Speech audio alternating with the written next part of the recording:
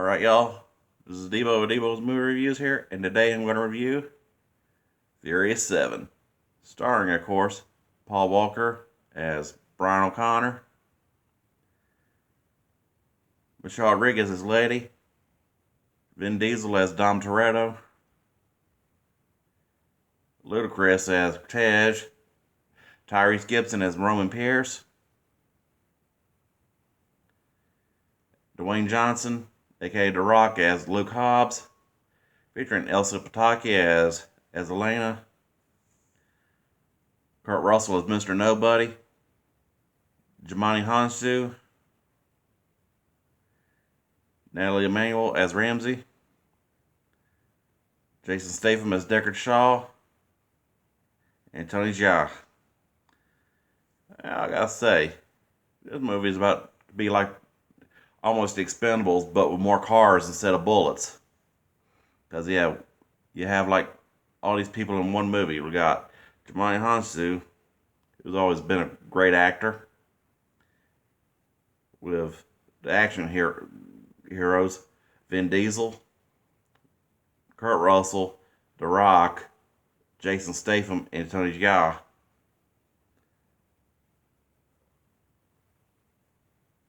I mean, how badass could that be? I mean, just from like the great story of where Shaw is on a trail of revenge after the events of Furious 6. And of course, in retaliation, he does that fake killing of Han. We all believed it. Well, until Furious 9, I'm going to save it till then for that, all that for there. But yeah, and also in credits, how Gal Gadot was listed, but her scene got deleted though, in a flashbacks to where Letty came to from her accident in Furious 4 and all and such. But yeah, and the whole deal with Han and Giselle's relationship. And I gotta say, and of course, y'all, this is the part y'all waiting for: the action and the selection of cars and such. I mean, come on, you gotta. How could it be? How awesome is it when you got Dom Toretto fighting the transporter? Because how you look at it, Jason Statham in a car movie is still kind of technically the transporter. I mean, I thought a crossover would have been awesome, but hey, Deckard Shaw's the next best thing. Statham really stepped up his villain chomps for that movie. And hell, Kurt Russell just stood out too, because in a way that was almost like a Car Guy Expendables, because he got Stuntman Mike and a transporter in one move with the family, aka Dom the Buster and such. I mean, excellent all around, and a fitting tribute following the 2013 passing of Paul. Rest in peace, because you were the man as Brian O'Connor. In your absence in there makes 8 and 9 just in a way one aspect of it just don't feel right, but either way, we miss you, Paul. Yeah, back to the old badass action scenes. I mean, just from like the beginning of a Race Wars, and of course with cameos by Hector and Iggy Azalea for some reason. But hey, nice to see that Hector's back.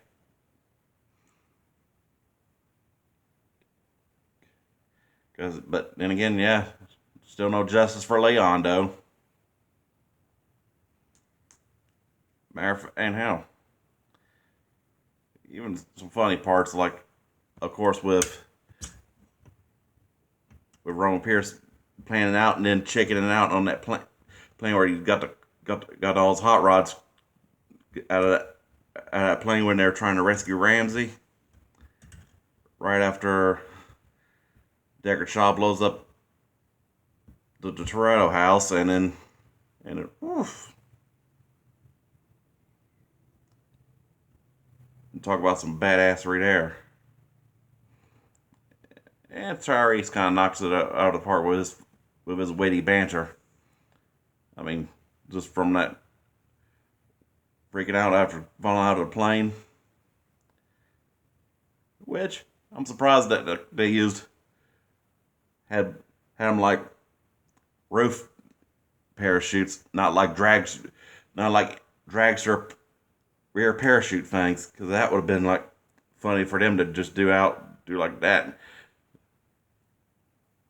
do that. Although I believe, although in a way, Roman Pierce's Camaro had that right after he missed his spot, getting on that road and all, and woof, and of course with Brian, with Letty in that Challenger and Dom in that Charger, Tej in the Jeep.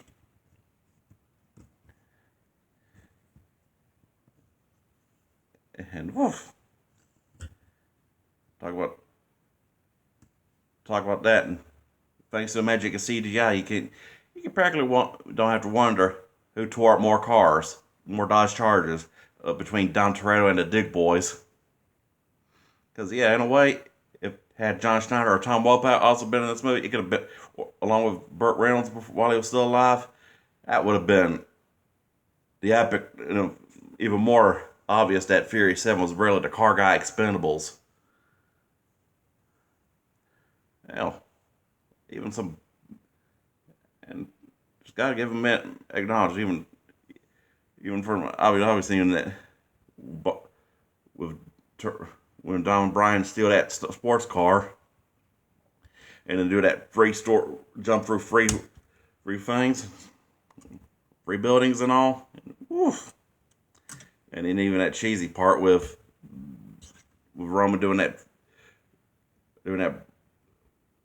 birthday routine to that girl, and then of course the fight between Michelle Rodriguez as Letty and Ronda Rousey, another expendable character from the Expendables in this franchise, along with Jason Statham, and of course, old fight scene with we're in that first encounter with Hobbs and Shaw, and then they fight and they get that building, and of course winds up putting them in a hospital for like half the movie, and then of course when they come back home and then go after Hans's guys, and I can't remember what his, they didn't really say what his name was, but I just, because they were so focused on Shaw. But hey, after this, it was pretty much an excellent take on at first. I kind of thought Shaw was a damn good villain, and at first that Dom should have just pulled a bullet in him in his character, bullet right then and there. But after they brought him back for the a couple of sequels where he became a good guy after all of a sudden, and of course the Furious 9 being implied that bringing Han back into the fold after all them years. So yeah, that's kind of excellent redemption right there. I gotta mention back to that Ramsey rescue scene where with Dom in that Charger and him in that dune buggy type vehicle, doohickey, which that and that round of chicken following Han's funeral. Ooh, with the encounter of Mr. Nobody. And then of course you got that one scene where Don Bryant and Nobody are in that going after goons, and then of course there's Nobody being head of like a super spy organization, has the things where Kurt Russell unleashes his inner Wyatt Earp one more time for right before where he gets tagged. And, oof. And then of course you got the whole deal with Godzilla when they go back home, and then they got the drone, a helicopter, and of course The Rock gets out of that bed, whips up that trusty 6-shooter of his, and then shoots that drone, and then whips out that machine gun and says, "Woman, I am the cavalry."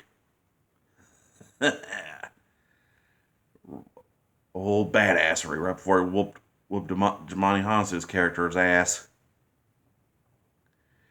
Which overall, I gotta give it to there, and I gotta say, in some flaws, I could say was been like the whole cheesy scene with a minivan. Like all of a sudden, he's a family guy, and I'm like, dude, you could have just had a station wagon, went old school, or yet I'm pretty sure Harry didn't let him keep that truck from the first movie.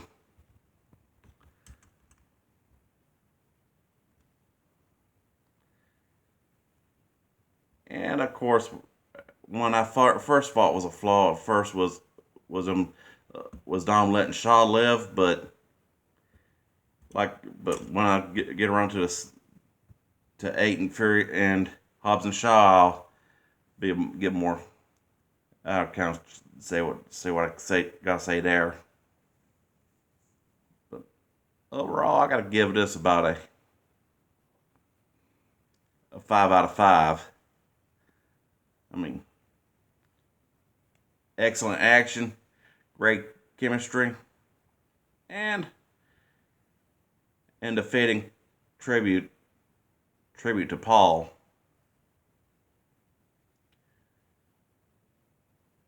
I mean, and one more I gotta give that one scene where they're having the planning, and they're showing all the cars. I gotta say, excellent. That was an excellent game of keep away, and woof, those are badass cars like Brian and his Skyline,